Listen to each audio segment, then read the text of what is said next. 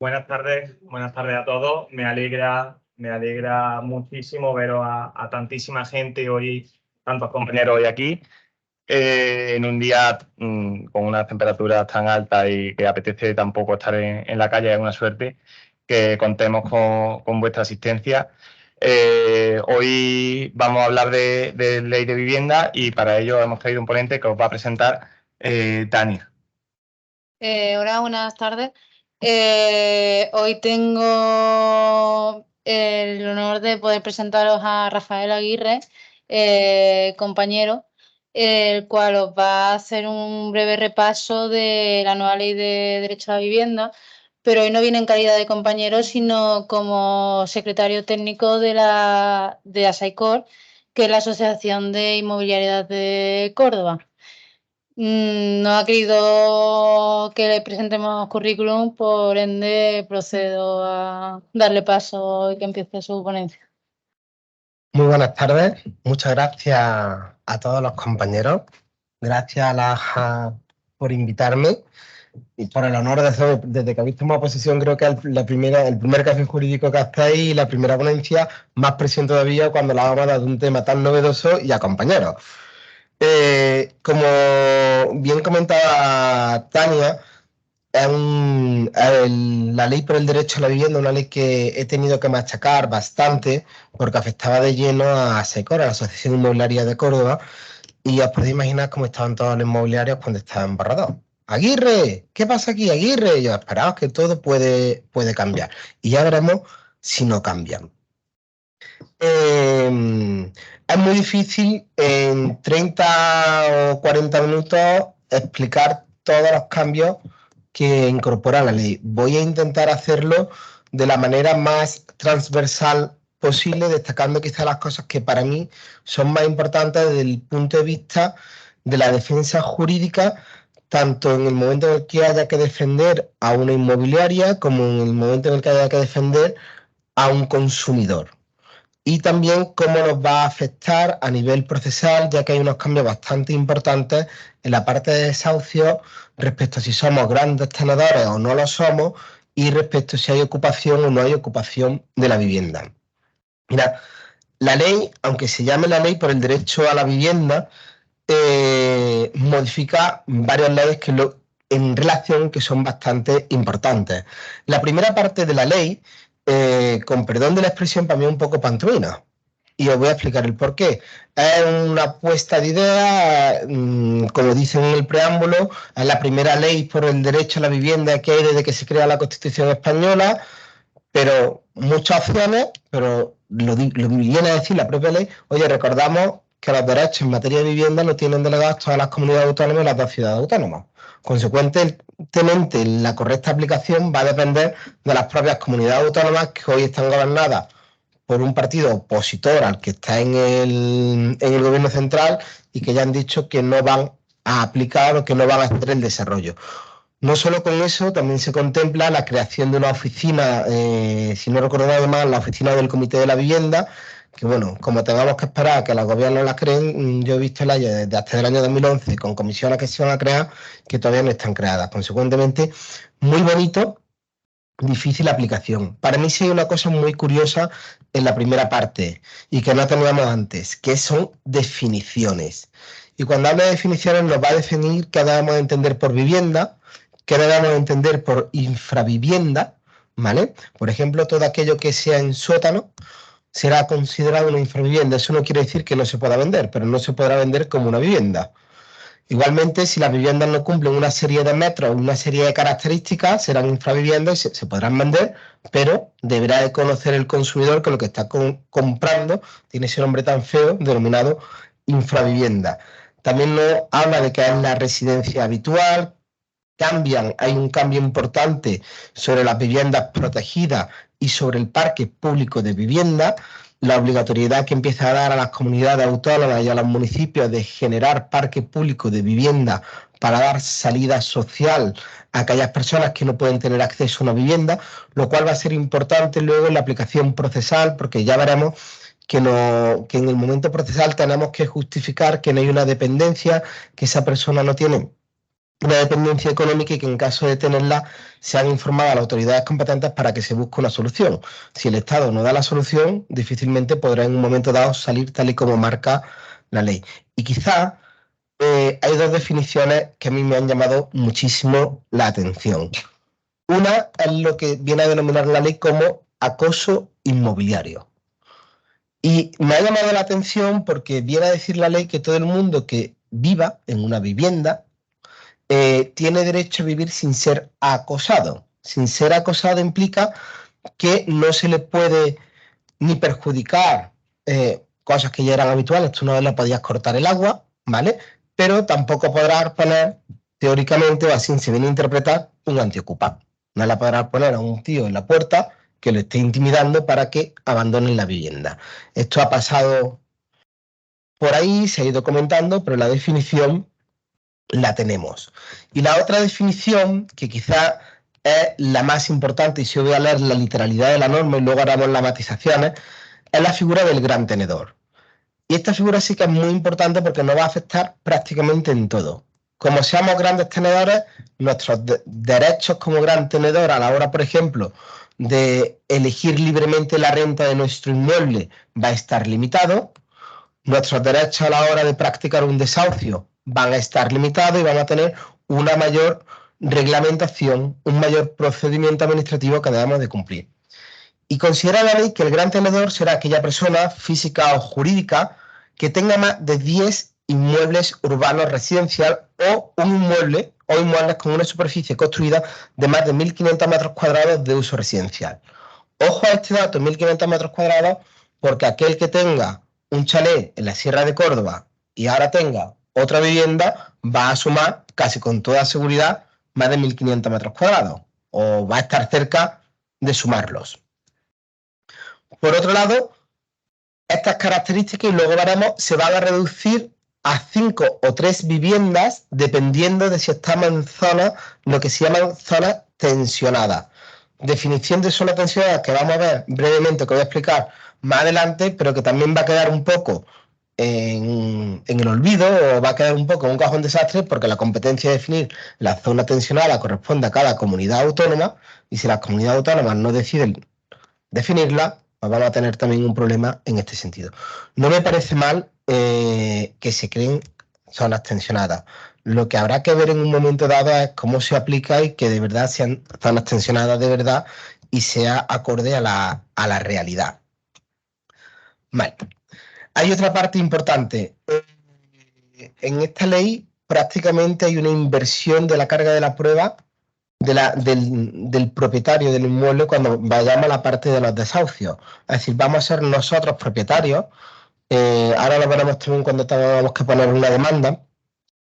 A quien le va a corresponder probar que se han hecho todos los trámites previos, que hemos intentado hacer una mediación y como veremos esto va a alargar enormemente los plazos para proceder a un desahucio. Va a alargar el plazo de preparación de una demanda, porque vamos a tener plazos que pueden llegar de 2 a 4 meses en un momento dado en la preparación por la documentación que hay que requerir. Consecuentemente ya tenemos ahí a una persona que nos paga 2, 3, 4 meses, más luego lo que el juzgado dentro de su agilidad tarde en tramitar, acuerde suspender porque falta información, acuerde suspender porque estamos en vulnerabilidad, o sea que nos vamos a plantar en cerca de un año mínimo o más en poder desahuciar y una persona sin poder cobrar. ¿Que es un gran tenedor? Podríamos decir, no hay problema, es que tiene mucho, pero es que con esta ley grandes tenedores pueden ser pequeños inversores que se han dedicado a comprar pequeños inmuebles para alquilar, que son los ahorros de su vida y que a lo mejor los dejamos en la ruina porque no están cobrando. Vale, hay otra parte para mí súper importante en la ley y son las obligaciones de la inmobiliaria, los derechos de los consumidores. Y voy a empezar en un primer momento por ahí y vamos a terminar con toda la parte que va correspondiendo al punto procesal puro y duro. Estoy suprimiendo una conferencia que di de 1h30 en 30 minutos, ¿vale? Es que cuesta. A nivel de consumidor y usuario, para mí, ¿qué es lo más importante que debemos decirle a nuestro cliente? Por un lado, que cuando va a comprar una vivienda o incluso a arrendar una vivienda, tiene derecho a conocer con completa claridad todas las características de la vivienda. Esto implica que tiene derecho a conocer quiénes son los propietarios de la vivienda. Me decía la inmobiliaria, es que la ley de protección de datos, no, pero si es que en el registro de la propiedad, que es un registro público, tú vas, pides la nota y tienes quiénes son los propietarios, los datos son públicos, ahora se los tienes que dar. Tienes que tener la nota simple. El certificado de eficiencia energética, que cuesta tanto que la gente que quiere vender lo tenga. Tenemos que dar toda la información sobre la vivienda, si hay algún tipo de carga, cualquier tipo de carga, tienen derecho a conocerlo previamente, a incluso a visitar la vivienda, toda aquella carga que puedan tener a nivel de propiedad horizontal o características de la propiedad horizontal. Oye, pues hay una derrama, hay un proyecto de ejecución de un ascensor. Os puede parecer algo muy coherente, pero os puedo asegurar que no se hacía. La gente se iba enterando, si preguntaba, te iba enterando, dependiendo de la diligencia de la inmobiliaria, te enteraba o no. Yo le decía a mi asociado, decía, señores, como no hay una carrera de ser agente inmobiliario, lo que hemos hecho es regular cómo tiene que ser el buen agente inmobiliario. Están incluso obligados a decir si la vivienda tiene, por ejemplo, amianto. Claro, a mí me decían la agente inmobiliaria, Rafael, es que no lo sabemos, es que muchas veces el propietario no lo sabe. Solución que yo le di, acudan ustedes al administrador de la propiedad horizontal, de la comunidad, y que le haga un informe y le dé todas las características del edificio y del inmueble, porque si el edificio tiene más de X años de antigüedad, tenemos derecho a saberlo. O sea, es una transparencia absoluta y total la que hay que tener. Yo, por ejemplo, lo que le he recomendado, porque claro, tú pagas todo eso a los portales, el consumidor se va a aburrir. Entonces yo lo que le digo es, señores, pongan la información básica y que tienen que tener en su agencia inmobiliaria el documento de información para entregárselo a la propiedad. Antes de entregárselo, les recomiendo que le recojan los datos y que recojan que le están dando esa información y que estén interesados en esa vivienda, porque si no lo hacen y luego nos saltan, difícilmente podrán probar que han ejercido una labor de mediación o de información para intentar cobrar su honorario, que también les recomendaba fijar muy bien en ese contrato, en ese documento, cuándo y cómo vais a cobrar vuestros honorarios, porque como os pongáis a escritura pública estáis vendidos completamente, y más ahora. Esto venía con la siguiente gran pregunta y lo siguiente que ha corrido por todos los círculos y todos los noticiarios. Solamente paga en el proceso de arrendamiento de vivienda, paga honorario de la vivienda la propiedad. Y eso lo dice claramente la ley. Yo ahí lo que le comentaba a la agente inmobiliaria, digo, eso lo dice. Ahora, cuestión distinta es que tú firmes con aquella persona que quiere buscar una vivienda para alquilar un contrato de búsqueda de vivienda, de asesoramiento y acompañamiento, y ahí a lo mejor tiene una manera de poder justificar que quieres que le vas a cobrar unos horarios porque estás prestando un servicio, porque te estás molestando en buscar y en presentarle alternativas. Cuestión que a mi juicio no sería válido si el cliente no entra directamente a través de un portal inmobiliario. Siempre digo, mi opinión, ya veremos qué dice la jurisprudencia y qué es lo que pasa y cómo lo vamos montando. Hay otra modificación, para mi gusto, muy importante en la ley de arrendamientos urbanos que nos va a afectar directamente. Quedan prohibidas, por ley, que los pagos de la renta sean en efectivo. La ley dice, los pagos de la mensualidad de la renta deberán de hacerse por medio electrónico y solamente en el hipotético caso de que una de las partes no tenga medio electrónico, se podrá hacer el pago de la renta en la propiedad arrendada. ¿Quién no tiene hoy medio electrónico? ¿Quién no tiene ninguna banca? Lo han prohibido literalmente. Esto es una manera de destapar el fraude de viviendas no declaradas. También puede ser una medida contraproducente si tú quieres ahora coger y denunciar oye, que es que no me paga la renta, es que tenemos un contrato que no se ajusta ni siquiera a la legalidad.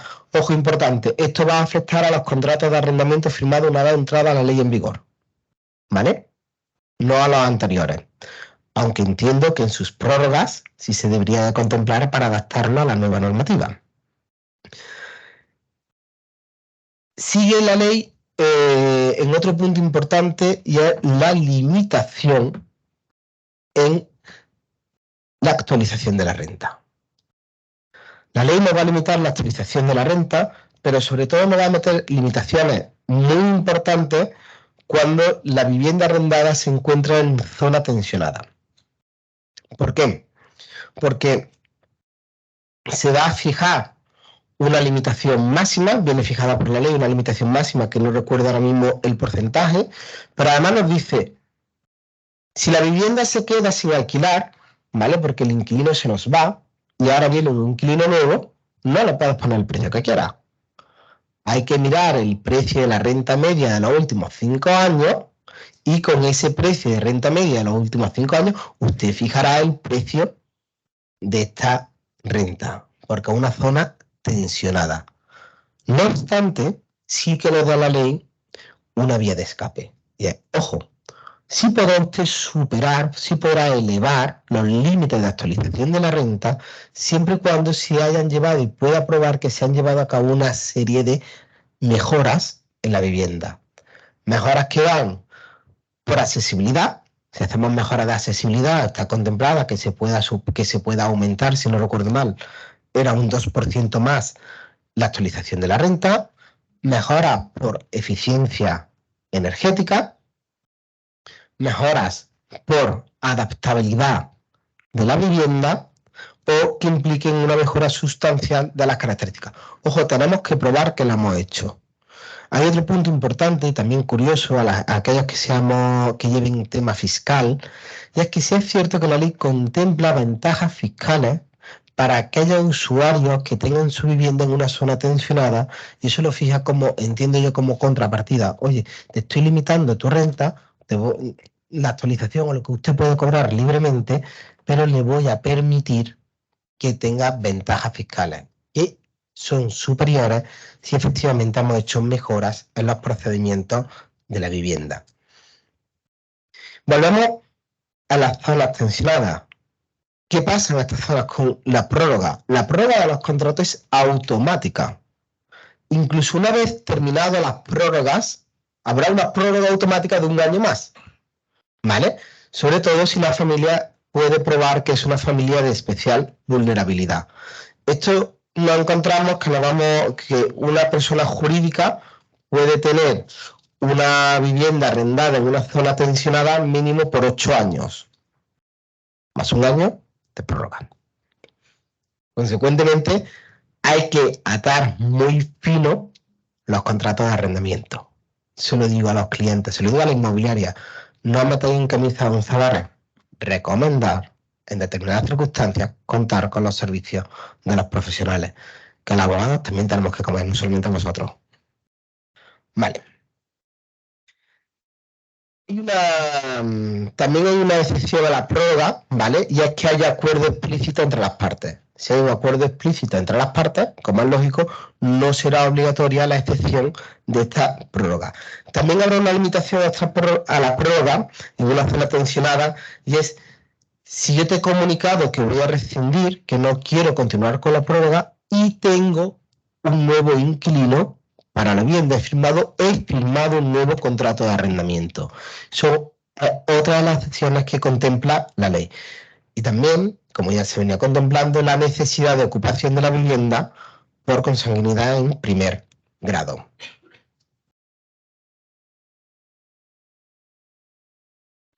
En las zonas la fijación de la renta en zona tensionada, cuando eres un no gran tenedor, ¿vale?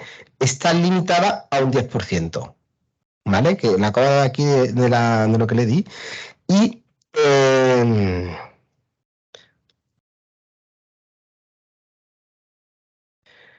la fijación de la renta cuando eres gran tenedor va a venir delimitada efectivamente por el desarrollo que luego puede ir haciendo cada comunidad autónoma. Y otra novedad importante respecto a la revisión de la renta, ¿vale? Dice la ley que como novedad se establece que el Instituto Nacional de Estadística definirá, de hecho es una de las cosas que Calviño cuando amplió las medidas dijo, es que ya viene protegido por la ley de derecho a la vivienda. Antes del 31 de diciembre de 2024 habrá un índice de referencia específico para la actualización anual de los contratos de arrendamiento de vivienda, que fijará el límite a los efectos jurídicos que viene marcando, que marca a partir de ahora el artículo 38 de la Ley de Arrendamiento Urbano, para evitar incrementos desproporcionados. Ojo también para las grandes tenedores, otra cosa importante que intentan fomentar que no se queden con las viviendas sin ocupar, pero que va a depender del ayuntamiento, y es la cuota del IBI. La cuota del IBI se puede llegar a incrementar en un 150%, si no alquilamos la vivienda. Va a depender del tiempo en el cual no la tengamos alquilada. Los primeros años un 50%, luego pasa a un 100% y a partir del segundo año me parece que pasa al 150%. Dentro de las definiciones, voy a buscar la definición exacta de zona tensionada, porque creo que sí que es importante. Un segundo. Será zona tensionada aquella en la cual la carga media del coste de la hipoteca o del alquiler en el presupuesto personal o de la unidad de convivencia, más aquellos gastos en suministros básicos, supere el 30% de los ingresos medios de la renta de los hogares. Entiendo yo que es la renta de los hogares de la zona que vamos a denominar tensionada. El precio de compra o alquiler de la vivienda en esa zona haya experimentado en los 5 años anteriores a la declaración como área de mercado de vivienda tensionado un porcentaje de incremento acumulado de al menos 3 puntos porcentuales superior al crecimiento acumulado del índice de los precios de consumo de la comunidad autónoma correspondiente. Y la vigencia o el establecimiento de zona tensionada tendrá una duración de 3 años que serán prorrogables. Volvemos a lo mismo, y lo dice la ley, le corresponde a cada comunidad autónoma. Entonces ahora mismo estamos un poco en ese impasse a ver cómo empezamos a legislar. Entiendo que algo hará el gobierno central si no hay cambio de color, si las comunidades autónomas no declaran zonas tensionadas. Ya buscarán la manera de impulsarlo, porque si no la ley a un brindis al sol. ¿Cómo nos va a afectar esta ley a nivel procesal? Aquí sí que me dio la chuleta escrita, porque la ley procesal no se la di a los agentes inmobiliarios. Se elimina la necesidad del consentimiento del interesado para trasladar a las administraciones públicas competentes el comprobar la situación de vulnerabilidad. ¿Por qué? Porque la ley ahora dice, cuando usted va a proceder a un desahucio, tiene que aportar información. Entre otros, tiene que aportar que no es gran tenedor. Porque si usted es un gran tenedor, tendrá una limitación a un mayor deber de documental. Y dice la ley, usted dirá que no es un gran tenedor aportando una copia del registro de la propiedad, una certificación, ¿vale? Se emiten en la página de los registros de la propiedad, donde digan todas las propiedades que figuran a su nombre. A mí me da la sensación de que lo que vamos a conseguir es hincharnos a crear empresas patrimoniales donde no haya más de 2 o 3 viviendas, empezar a poner viviendas partidas, nos vamos a forrar a los abogados cobrando las empresas y al final esto va así. Bueno, tampoco nos vamos a forrar porque no sabemos cobrar lo que tenemos que cobrar para hacer nuestro trabajo. Pero ahí está. Hay una ampliación muy importante, ¿vale?, a las personas que se consideran vulnerables. Ahí se introducen algunas mejoras técnicas y sí que se introduce un procedimiento de conciliación. Se introduce un procedimiento de conciliación o intermediación en aquellos supuestos en los que la parte actora sea un gran tenedor. Esto es lo que viene diciendo, nos vamos a encontrar con trabas administrativas para conseguir un desahucio si somos grandes tenedores. tenemos que ser el gran tenedor y que constituya la vivienda habitual de la persona ocupante y que esta persona tenga vulnerabilidad económica. Pero el probar que no tiene vulnerabilidad económica depende de nosotros. Para lo cual hay un procedimiento que va de 2 a 4 meses de pedir una serie de informes que ahora diré. Luego a mí también me surge la duda, ¿cómo probamos si es vivienda habitual o no? ¿Tiene que estar empadronado ahí para que podamos decir que es vivienda habitual? Y si no está empadronado, ¿no la vamos a considerar vivienda habitual? ¿Vamos a considerar lo que es vivienda habitual si lleva más de X tiempo residiendo en esa vivienda, si no tiene otra vivienda a su nombre? Hombre, parece muy claro que si está ocupando una vivienda o no puede pagar la renta es que no tiene otra vivienda. Consecuentemente, parece obvio y claro que a priori será una vivienda habitual. Vale. Cuando vayamos a presentar nuestro escrito de demanda, ¿vale? ¿Qué es lo primero que tenemos que decir? Oye, si la vivienda es habitual o no de la persona a la cual queremos desahuciar. O sea, nos corresponde a nosotros decidir si es vivienda habitual o no. Si tenemos un contrato de arrendamiento lo sabremos, porque si el contrato de arrendamiento es un contrato de arrendamiento de vivienda habitual, podremos decir que sí. Si hemos hecho un contrato de arrendamiento de temporada, oye, podremos decir no, es de temporada. Ojo y cuidado con aquellas personas que renuevan contratos de temporada, que la renovación de un contrato de temporada hace que deje de ser de temporada y se convierta en contrato habitual, que es una actuación muy habitual, sobre todo en zonas más de la costa que del centro, pero es una situación que yo he visto bastante. Tendremos que decir, como he explicado antes, en nuestro escrito de demanda, si somos o no un gran tenedor, y tendremos que acreditar si lo somos o no lo somos con la nota del registro, con la certificación del registro de la propiedad. Cuando el demandante sea un gran tenedor y la persona demandada se encuentre en situación de vulnerabilidad o no, tendremos que decirlo. ¿Cómo? Oye, tendremos que aportar un documento acreditativo que acredite la vulnerabilidad o no vulnerabilidad de las personas que ocupan la vivienda. Y ese documento acreditativo no puede tener una vigencia superior a 3 meses. Y aquí, cuando lo iba leyendo, me surgía la duda.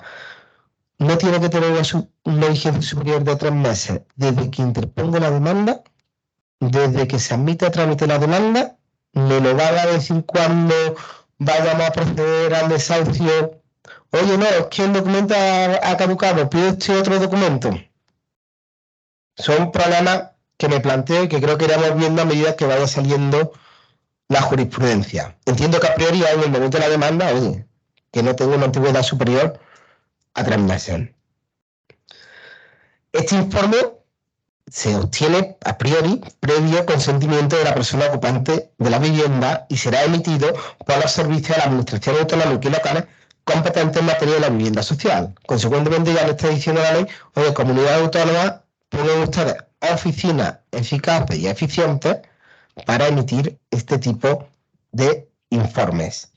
No obstante, también podremos acreditar mediante declaración responsable, oye, que no ha ido la persona ocupante a decir si a una persona dependiente o no, nosotros hemos hecho el trámite por él, no hemos ido a la oficina de la vivienda o a la que se haya designado y le hemos pedido que miren si esta persona está en situación de vulnerabilidad o no.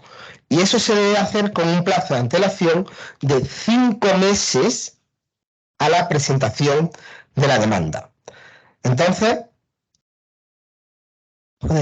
5 meses antes de presentar la demanda tengo que ir a hacer todos estos trámites. ¿Cuánto tiempo más luego el que me lo den? ¿Cuánto tiempo voy a tardar en conseguir un desahucio? ¿Vale? No obstante, también no valdrá el decir que hemos presentado la solicitud y que la solicitud ha sido atendida si han pasado 2 meses y en esos 2 meses que hemos presentado la solicitud a la administración no ha sido atendida, pero me dice, oye, que la hemos presentado pero que la administración no la ha atendido. Casi seguro que va a ser lo que va a pasar, porque sabemos que la administración es muy lenta, tendremos que acogernos a ese plazo de 2 meses, oye, la hemos presentado y aquí no avanzan. También tendremos que aportar el documento acreditativo a los servicios competentes que indiquen que la persona ocupante no consiente expresamente el estudio de la situación económica. ¿vale? Y este documento no podrá tener una vigencia superior a 3 meses. Es decir, los trámites de preparación de una demanda, una vez que hagamos este procedimiento y tengamos los documentos, tenemos que ser conscientes que vamos a tener 3 meses para presentarla. Nos dará tiempo porque ya tendremos el trabajo hecho previamente. ¿Cómo conseguimos este documento acreditativo? Entiendo yo que los servicios lo deberán de emitir en el momento en el cual le demos el número de teléfono y los datos de la persona que ocupa la vivienda, se ponen en contacto con ellos y le digan, no te atiendo. Pues entonces tendrán que emitir el documento.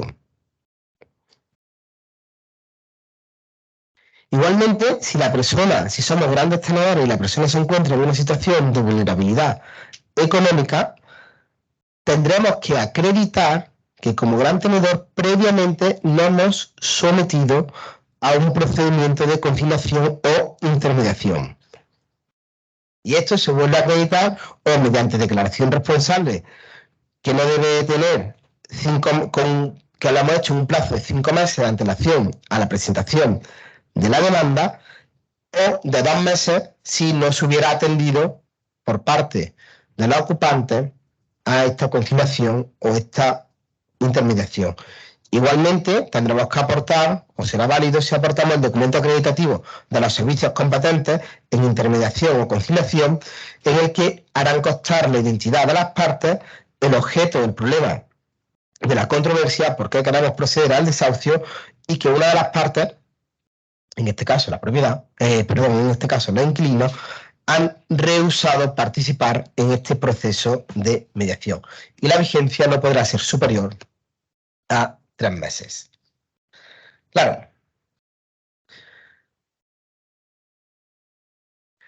En el caso de que se admita la demanda y sea la vivienda habitual de la persona ocupante, en el decreto de admisión a trámite de la demanda se informará a la parte demandada de la posibilidad de acudir a la administración pública. Oye, le están demandando, le van a desahuciar, yo desde los tribunales le informo de que usted tiene la oportunidad de acudir a la administración pública de su comunidad autónoma o locales competentes en materia de vivienda y asistencia social para que le informen de sus derechos y en todo caso le ayuden a buscar una salida honorable a su situación o a su posible situación de vulnerabilidad. Vuelvo a poner la baza en creer que esto va a funcionar. Ojalá funcione, pero estamos en un sistema, y creo que todos nosotros lo sabemos, donde las trabas administrativas son enormes, donde los procedimientos van muy lentos. Esta parte de la ley para mí tiene buen corazón, tiene una buena intención, pero, señores, creen ustedes en las administraciones. Pacten cómo se van a creer que estén ya funcionando. A ver cuándo salen este tipo de administraciones. Sin perjuicio de ello, los juzgados de oficio deben de comunicar la existencia del procedimiento de desahucio a dichas administraciones. Ojo que son datos importantes a tener en cuenta porque si estamos en un procedimiento de desahucio y el juzgado de oficio no lo comunica y defendemos a los que se van a desahuciar, podremos alegar que ha habido un error procesal, parar, que se notifique y alargar todo el procedimiento de desahucio. La administración pública deberá de confirmar si el hogar afectado se encuentra en una situación de vulnerabilidad económica y en su caso social, y lo notificará al órgano en un plazo máximo de 10 días. Ya veremos si notifican o no notifican en 10 días. Yo todavía estoy esperando un expediente administrativo de época de pandemia. Todavía no me ha llegado. En los casos previstos en los apartados 6 y 7 del 439, ¿vale? Cuando la parte actora vuelva a ser un gran tenedor de vivienda y hubiera presentado junto con la demanda el documento acreditativo de la vulnerabilidad de la parte demandada, en el oficio a las administraciones públicas competentes se hará constar a la administración pública que la circunstancia de que ya se ha solicitado, ya se ha intentado averiguar la situación de vulnerabilidad económica y una propuesta, o sea, que entiendo que la debe de emitir el juzgado, una propuesta de las medidas a adoptar de forma inmediata. Oye, tenemos una familia que se ha decretado que tiene una situación de vulnerabilidad económica, administración, busque usted una solución. ¿No dice la ley, que es lo que prácticamente no entra en inicio, que hay que crear un parque de viviendas? Pues en ese parque de viviendas reubique usted a estas personas. Un parque de viviendas, y esto siempre lo defendí desde que era un inconsciente, que podríamos ya tener si en el momento de rescate a la banca no hubiéramos quedado con todas las viviendas de la banca en compensación de todo el dinero que se le da a la banca. Hubiéramos hecho un parque de viviendas públicos, hubiéramos adaptado y hubiéramos solucionado muchos de los problemas que hoy tenemos. No mucho, hubiéramos dado una vía de solución. Porque eso ahora no se puede hacer, que hay quien dijo, bueno, que se haga ahora, pero prácticamente todo lo que tiene el Sareb son viviendas o ocupadas o que no están terminadas y que la readaptación costaría un pastizal al Estado que tampoco tiene dinero para acometerlo. Y la banca no lo va a hacer. Una vez se haya recibido esa comunicación por parte de la Administración, ¿vale? El letrado de la Administración de Justicia dará traslado a las partes para que en el plazo de 5 días puedan instar lo que a su derecho convenga, pudiendo solicitar la suspensión de la fecha prevista para la celebración de la vista o para el lanzamiento si fuera inmediata. Oye, es que me ha señalado un lanzamiento, pero estamos en una situación de vulnerabilidad, no me ha dado tiempo a buscar, suspende usted y deme tiempo a que busque una situación que me ponga, que me dé una salida honorable. Y aquí, ¿qué dice la ley? Es que hay unos plazos de suspensión de los desahucios en caso de vulnerabilidad.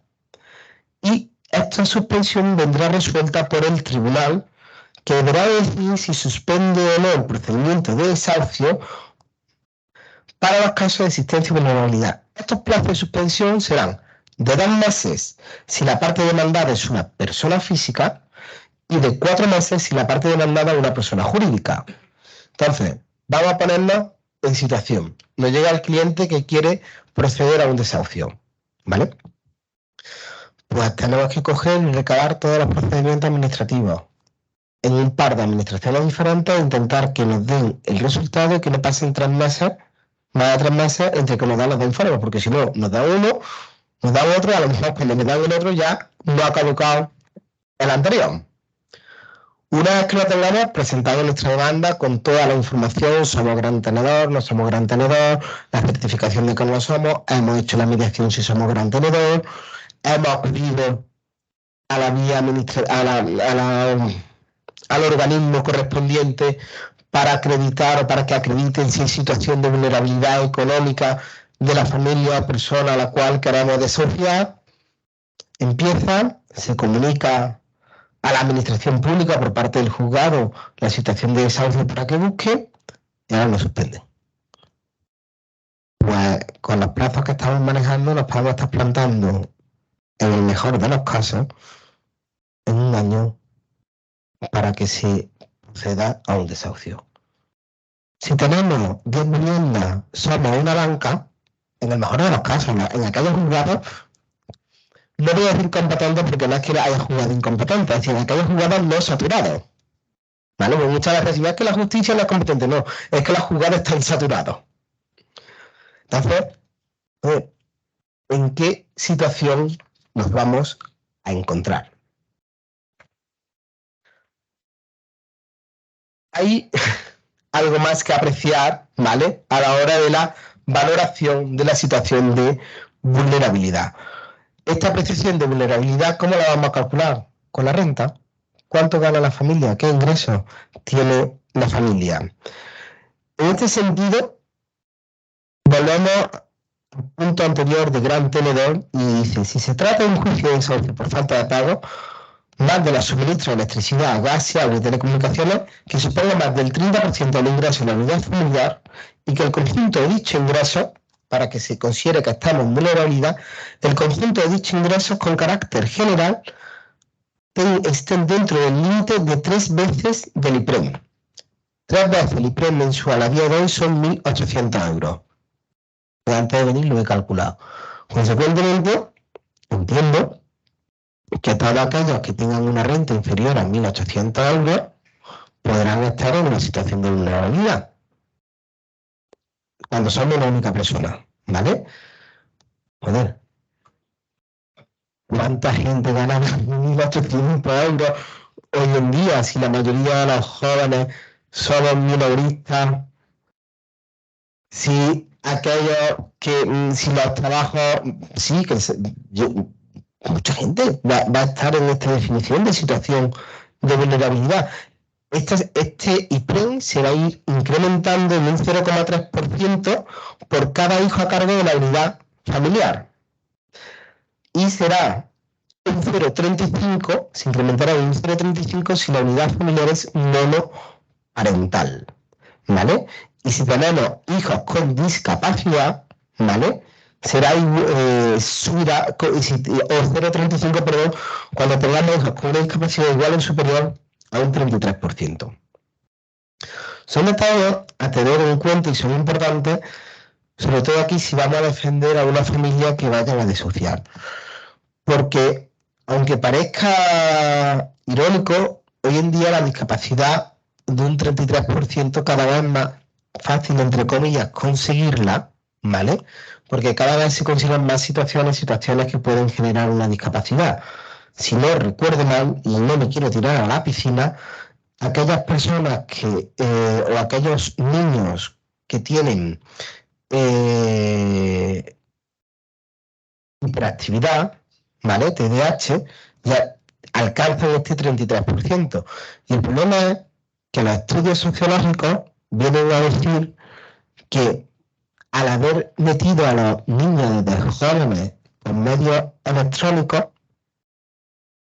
el TDAH está subiendo exponencialmente porque les quitamos habilidades sociales. Y estos son estudios recientes que no lo sé por mi calidad de abogado, sino porque mi hermana es psicóloga y cada vez lo cuenta en casa, cada vez que estamos comiendo. Entonces, claro, y cada vez más derechos cuando tenemos discapacidad. Consecuentemente, una familia bien asesorada intentará estar al tanto de esto, ya no solamente por estas circunstancias dentro del mercado de la vivienda, sino también para otras muchas ayudas, las cuales podrán percibir. Igualmente, este límite se va a incrementar, es decir, el límite de 3 veces el indicador del IPREN se incrementará en un 0,2, ¿vale? Por cada persona mayor de 65 años que sea miembro de la unidad familiar o aquellas personas que tengan dependencia, ¿vale? Es decir, si yo tengo una persona dependiente a mi cargo, también se incrementará.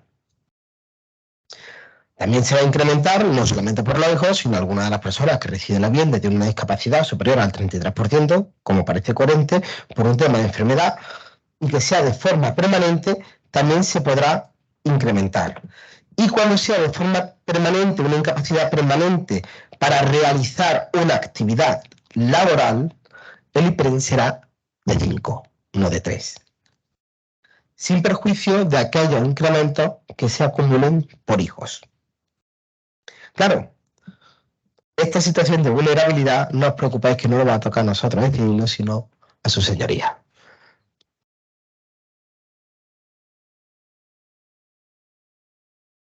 Y hay otra, y ya voy a acabar, nos hemos pasado. Hay otra pequeña diferencia, ¿vale? Que respecto a la subasta de los bienes, de los inmuebles, perdón. Hay que diferenciar dos supuestos. Cuando el objeto que se va a subastar es vivienda habitual del ejecutado, ¿vale? Y el acreedor sea una empresa de vivienda o gran tenedor de vivienda, ¿vale? Aquí se deberá de acreditar, se tendrá que acreditar con anterioridad por la parte actora los inicios en vía de premio, ¿vale? De esta situación de vulnerabilidad económica antes de proceder a la subasta de la vivienda. En el caso de que se tenga la constancia de que el deudor hipotecario se encuentra en una situación de vulnerabilidad económica, no se iniciará la vía de apremio si no se acredita por la parte actora que se ha sometido a un procedimiento de conciliación e intermediación previa a los efectos que establecían las administraciones públicas. Y con esto creo que más o menos he dado una línea transversal, muy transversal de la ley. Pues muchas gracias, Rafa. Ha sido tremendamente interesante y ameno. Muchas gracias por la charla. Ahora, como siempre en este tipo de encuentros jurídicos, si hay alguna duda, que lo que intentamos es que se lleve a a debate y tengamos que poner contra las cuerdas a nuestro compañero y ponente. Voy a dejar la ley encima de la mesa.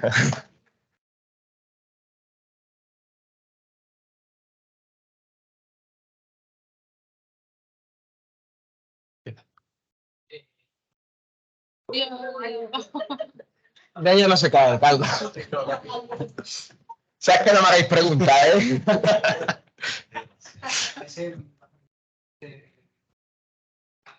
Si no queda hecho de esta nueva ley, ¿no? Vaya, quiero hacer una reflexión y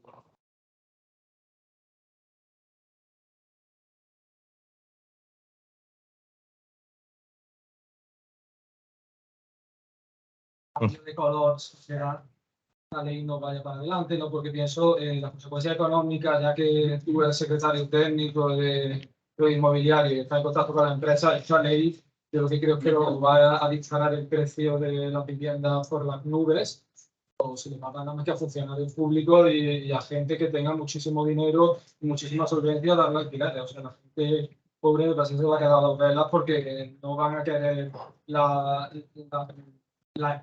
empresas y las personas físicas que tengan inmuebles no van a querer alquilarlos, como es lógico, por la inseguridad jurídica que le va a suponer esta ley, ¿no? Y bueno, y por otra parte, por último, me gustaría decir, esta ley puede chocar o colisionar con algunos principios de derecho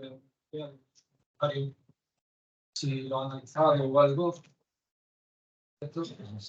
Una pregunta.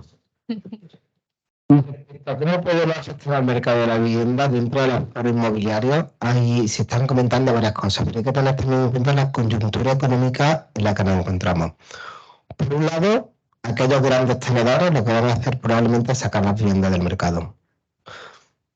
Para un gran tenedor, pagar un 50% más de IBI, un 150% más de IBI, no le va a suponer un gran impacto y además una política que tiene que aplicar un ayuntamiento, una política muy populista y que dudo que muchos ayuntamientos apliquen, porque el gran tenedor entra una persona prácticamente, casi cualquier persona que haya invertido puede entrar en ese cupo de gran tenedor.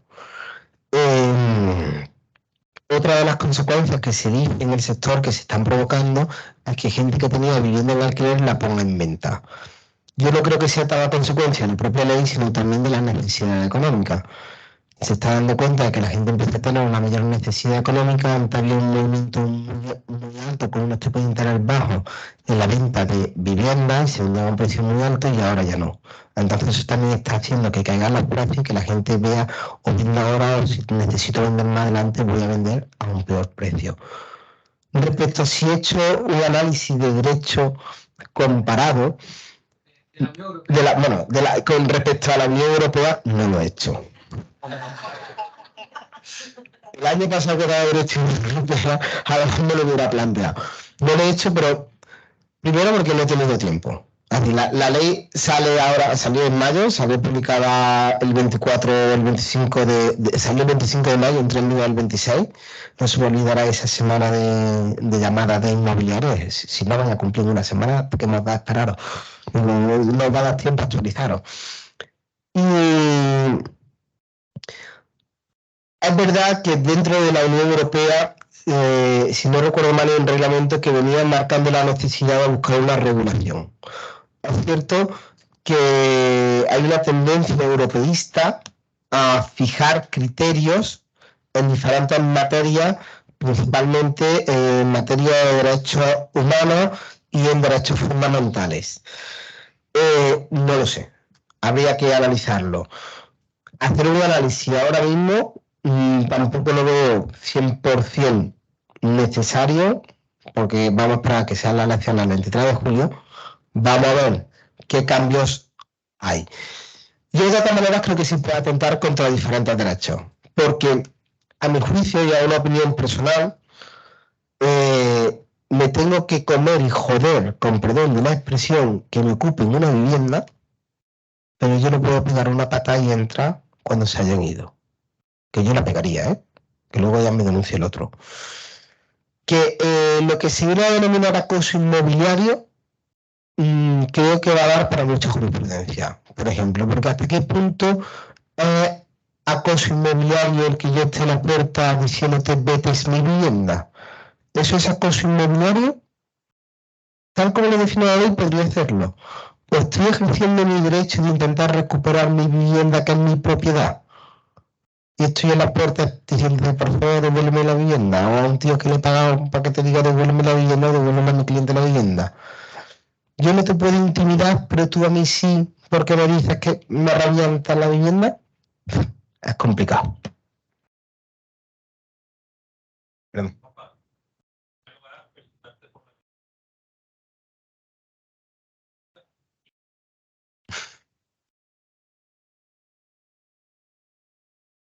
Comerciales que se habilitan como vivienda, eso se contempla en la norma de ¿hay algo?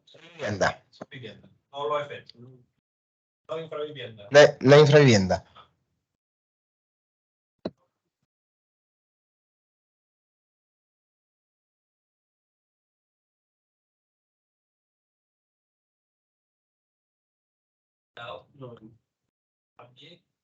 No.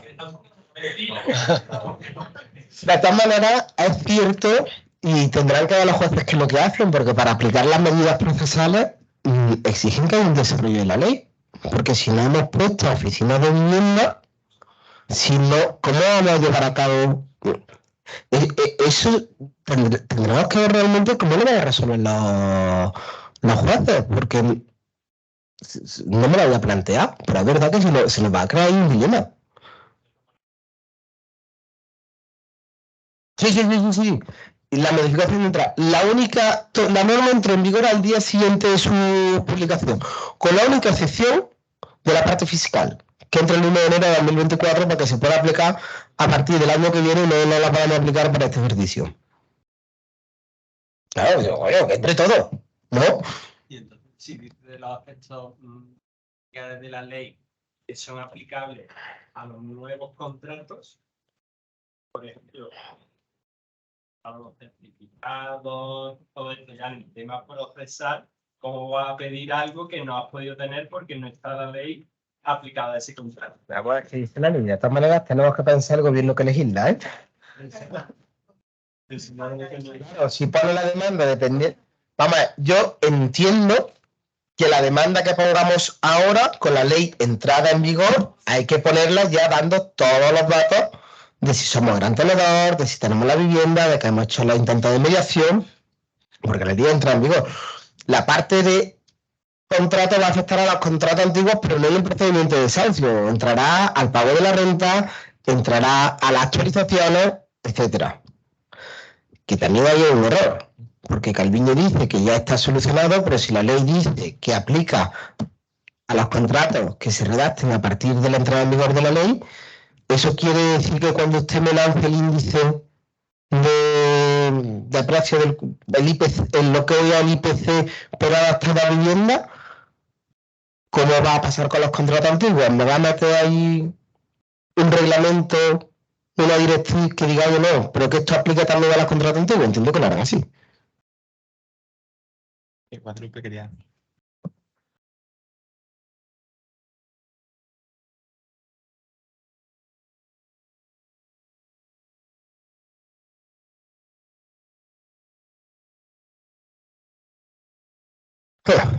Entiendo que brutos. Que la diferencia calculan brutos, sí.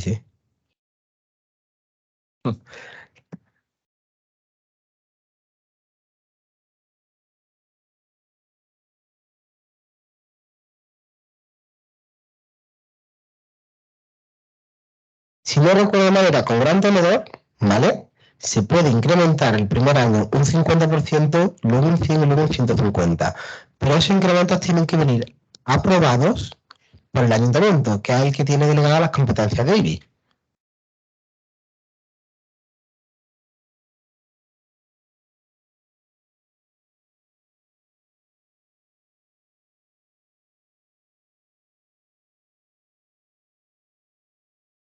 No, lo tenemos que acreditar, es que hay una inversión ahí importante de la carga probatoria, es decir, somos nosotros los que tenemos que decir si hay o no. Oye, te voy a denunciar, dime si estás en situación de vulnerabilidad, ve a la oficina, ¿vale? Si tú no vas a la oficina, yo me encargo de ir a la oficina a decir que te voy a desociar, que se pongan en contacto con el inquilino para que me digan si está en una situación de vulnerabilidad o no está en una situación de vulnerabilidad. Si la oficina no me responde a los 2 meses siguientes, ¿vale? Entonces directamente ya puedo presentar diciendo que he hecho el trámite con una declaración responsable. No hay. No lo sé. No lo sé. Entiendo que... Vamos, a mí me viene el problema, ¿yo qué haría? Irme al ayuntamiento. Oye, ayuntamiento, tú que eres el responsable en políticas sociales, te meto en instancia por registro único de entrada. No te van a contestar. Es a mí lo que se me ocurre. Salvar. Si no lo hay, te meto. Sí, no, estamos debatiendo sobre lo mismo.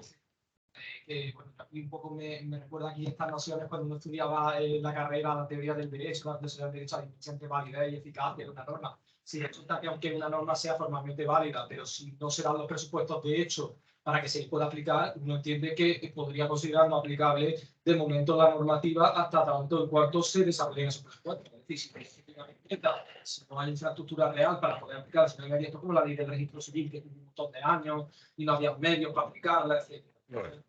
Pues ya que uno tendría que proceder normalmente, como si nada, hasta que la ley se pueda desarrollar. Tendremos que probar que hemos hecho todo lo que está en nuestra mano, empleando los recursos económicos acordes a nuestras características, si no se lo mismo si soy un gran tenedor, si no lo soy, para probar o para justificar si una situación de vulnerabilidad o no vulnerabilidad. Pero me lo van a marcar los propios jueces cuando empiecen a tener jurisprudencia. Y no creo que tarden. No creo que tarden porque probablemente se habrán puesto ya algún que otro desahucio y lo tendremos en los próximos meses. La vulnerabilidad es por el gran tenedor, pero si no recuerdo mal, aunque no sea gran tenedor, tenemos que justificar si hay porque los servicios sociales tienen que ayudar a la familia si está en caso de vulnerabilidad antes de proceder al desahucio. Y no hay una condición sine qua non. Se hace en el segundo procedimiento. Vamos, espérate que voy a revisar si la localizo. Pero si no recuerdo mal, sí. Si no era gran tenedor, esa obligatoriedad es para el gran tenedor. Pero en el procedimiento, el LAG luego tiene que comunicar a la oficina que se va a proceder al desahucio, ¿vale? De una persona vulnerable, si es vulnerable o no. Y ahí es donde se puede proceder luego a la suspensión de 2 meses si eras persona física o de 4 si eras persona jurídica, para intentar reubicar a esa persona. Más fácil de hacer. Es que más rápido te va a ir todo. yo entiendo que sí, y la carga no la vuelven a poner a nosotros. Oye, no soy gran tenedor, he intentado negociar con esta familia, me he acercado a esta oficina. Yo ahora mismo me curaría en salud, sinceramente. Porque, seamos realistas, a muchos las que le toquen ahora no van a saber tampoco cómo actuar. Entonces, mientras más facilidad le damos al compañero, más fácil va a ser que diga, venga, vale, seguimos para adelante. Mi opinión. O sea, yo cuando hago escritos de demanda, que luego mi compañera me revisa, siempre decimos, mientras más fácil y más claro, mejor. Mientras más facilidad le damos, entendemos que hay más probabilidad de que avance más rápido. Eso cuando contesto y no quiero que avance, intento ser muy imprevisto.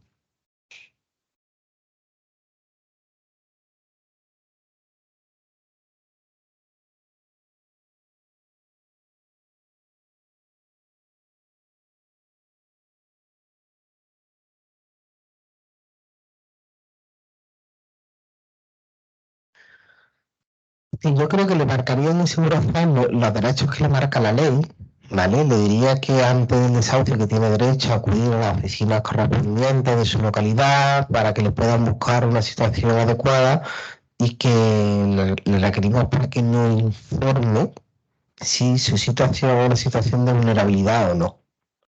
No nos va a informar, acudimos nosotros a la oficina.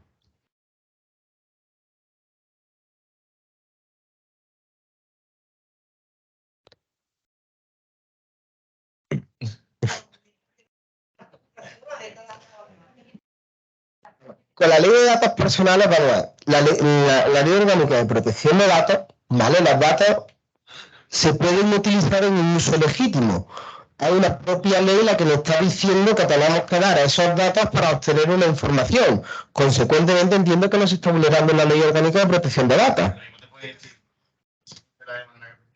No puedo presentar demanda porque para presentar demanda tendré que presentar el burofax donde le estoy requiriendo la información de si es vulnerable, ir a la oficina y decirle, he hecho el primer trámite, no lo tengo, haga usted los trámites, a ver si usted le hace caso. Pues si no conoce la identidad de los ocupantes, que pasa muy a menudo también, no puede hacer nada. Y lo ha intentado, lo ha intentado.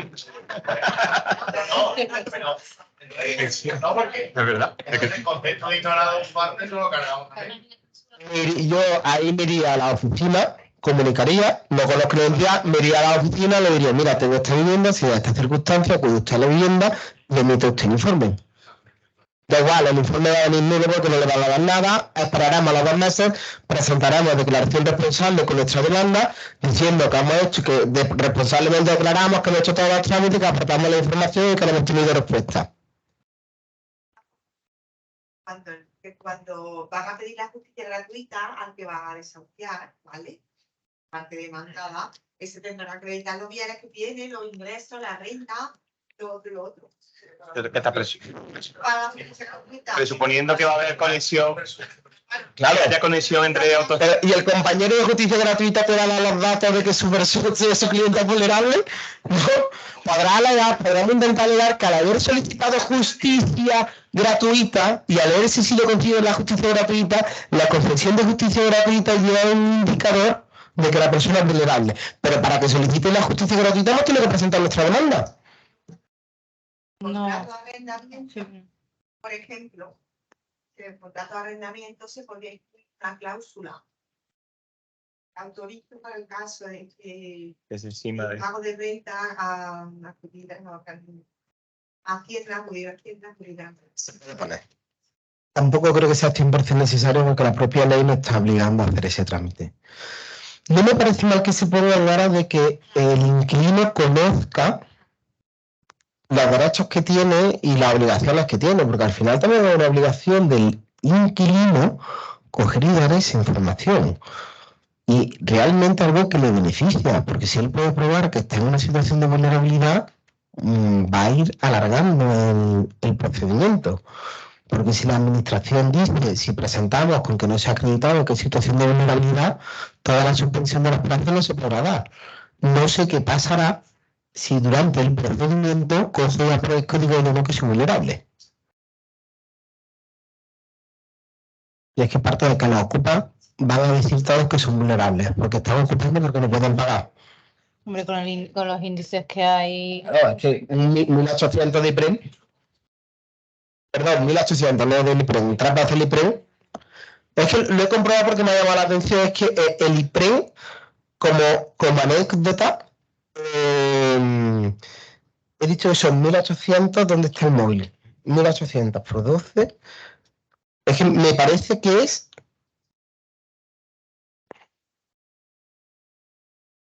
7.000 euros menos de lo que se le exige a un extranjero que tenga en cuenta para venir a vivir a España con una residencia no lucrativa. O sea, si entendemos que una persona de España puede vivir a tutiplén, claro, es 4 veces el IPREM, puede vivir a tutiplén con 28.000 euros, la vara de medir es muy complicada. Es decir, con 28.000 euros el extranjero puede venir sin trabajar y vivir en España. Pero Rafa, el índice que es de una persona o del núcleo familiar. Entiendo que es del núcleo familiar, ¿vale? Los 1.800 serían. Claro, dentro del núcleo familiar. Pero si somos dos, vale, puede ser más fácil llegar a ese premio, pero si somos una única persona, es más complicado. Aquí luego también va la picaresca. Vamos a ver. Vivimos juntos, pero solamente uno tiene el contrato y no estamos casados. No es que no viene aquí mi pareja, viene aquí a pasar las noches. Y los días. Y es que soy familia monoparental, que es que tenemos un hijo en común. O los que, o los que se han divorciado para eso. Eso era lo que digo, son situaciones que se dan porque en el pueblo vemos mucho, sobre todo, que para conseguir renta, para conseguir ayuda al campo, vienen de la mano, pero los vamos a divorciar. ¿Pero por qué? Es que ganamos más. Vale. La ley lo permite. El sistema actual lo permite. Bueno, pues tendremos que aprender a convivir con lo que permite la ley. Y tendremos que intentar ser lo más eficaz y eficiente redactando los contratos para intentar ser lo más rápido posible. Bueno, ¿hay alguna última pregunta? Solamente una. No he hecho la tarea. No he hecho la tarea. Un gran tenedor que es lo que. ¿De cuánto? Se cuentan locales, se cuentan garajes, se cuentan pisos. Garaje y piso, garaje y cocheras no entran. ¿Vale? Sí, vamos a ver. Diferencia, ¿vale? El gran tenedor sí van a entrar locales y viviendas. No entran ni cocheras ni tractores. Consecuentemente entran locales y entran oficinas. ¿Qué pasa? Que las restricciones a la renta, etcétera, ¿vale? No aplica a locales, sino que aplica, porque se modifica dentro de la ley de arrendamiento urbano y se modifica la parte relativa al arrendamiento de vivienda, no de locales. Consecuentemente, la gran parte de las restricciones las vamos a poner en viviendas, no así para los desahucios. Pero claro, los desahucios no hablan de fenómenos vulnerables. Teóricamente, en un local no puede vivir nadie, no se puede hacer vida.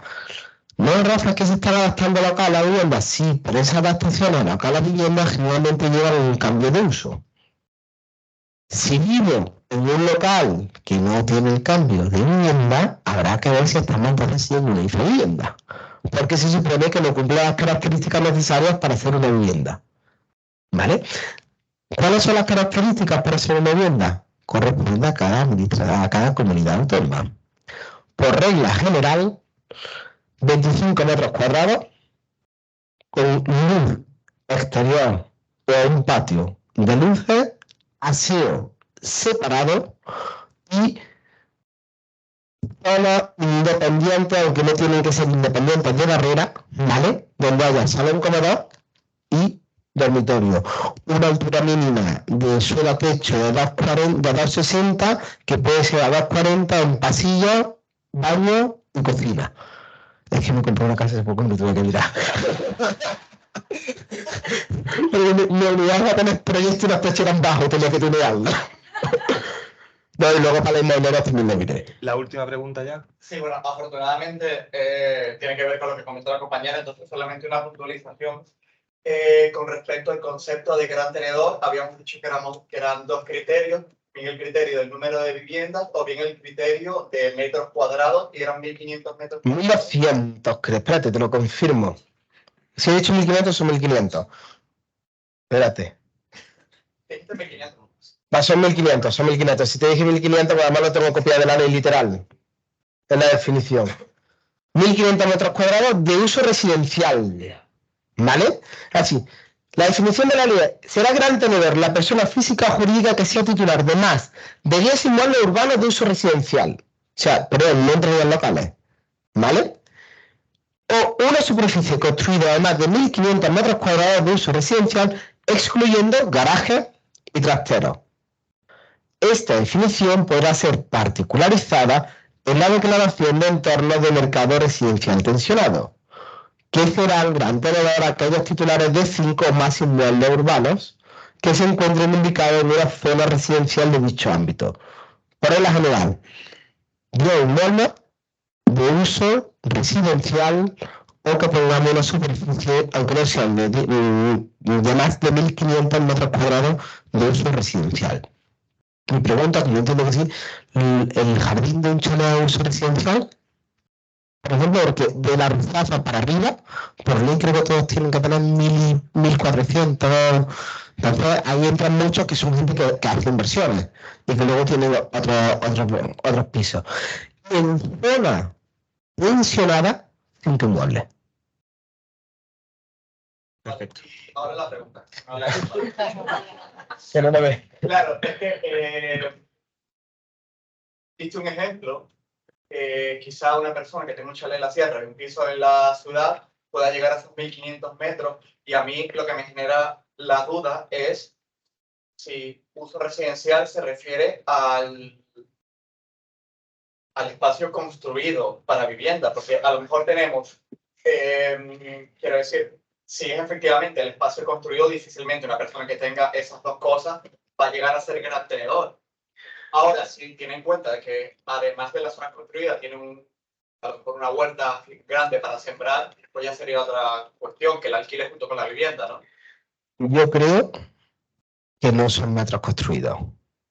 Yo creo que son metros en propiedad que tengan un uso residencial. Si tú tienes una huerta dentro de una zona urbana, pero porque tú has decidido que en tu jardín quieras poner una zona de huerta, es una decisión tuya, pero es un uso residencial. Que es verdad que no te dejan construir, pero no lo sé. Quiero decir, la definición legal que viene en el artículo no sé cuánto, a ver. Bueno, en el artículo de definiciones, que habla de gran tenedor y dice, o una superficie construida de más de 1500 metros cuadrados de uso residencial. Superficie construida, creo que se refiere propiamente a la casa. Se titular de normas de uso residencial o de una superficie construida de más de 1500 metros cuadrados de uso residencial.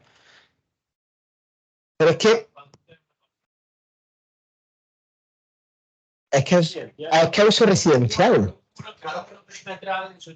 También es por la lógica de la ley, hablamos de vivienda. Jesús, ya me ilustren cuando llegue el momento.